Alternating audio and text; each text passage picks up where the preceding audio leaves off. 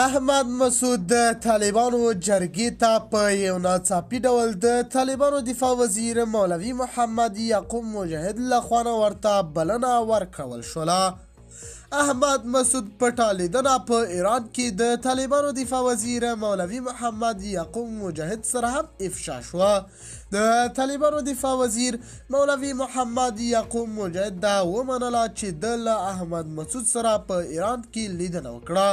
امیر خان متقي هم په ایران کې له احمد مسعود سره د مولا یعقوب په ګډون پټه لیدنه کړې وه او یو ناڅاپي ډول احمد مسعود ته بلنه ورکړل شوې چې رادې شي خپل هیواد ته افغان ولس دې نه کړوي او نوي ځوانان دې جګړې ته نه هڅوي تر څو په افغانستان کې یو ځل بیا جګړه دوام وکړي. الا افغان ولس په ارامه شوی دی. 20 کاله یې غمونه ولیدل، خو دا یو څو کاله یې په قلاره پرېږدی.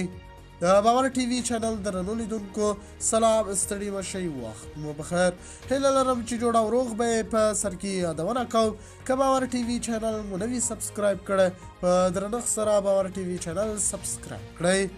نن د لویې جرګې په 2مه ورځ احمد مسعود د طالبانو په غوښتنه د طالبانو غونډې ته حاضر شو او هغه وویل چې ما سره باید ملاتړ وشي او هغه ویلی دي چې زه په پوره ضمانت راغلی یم او زما نور ملګري به هم په پوره ضمانت په ډېر نږدې وخت کې راشي.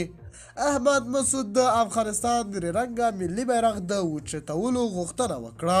هغه وایي د دغې بیرغ پر سر مو ډېرې وینې ورکړي دي او دا باید بې ځایه ولاړ نه شي. 40 کلن تاریخ لري. دغه بیرغ باید موږ په بې قدره نه کړو او داسې یې ونه غورځوو. د باور ټي وي چینل درنو لیدونکو دا و زموږ د دې مهال چمتو کړی خبر. د نورو تازه خبرونو لپاره باور ټي وي چینل په درنښت سره سبسکرایب کړئ. د الله په امان، تر بیا ښې چارې.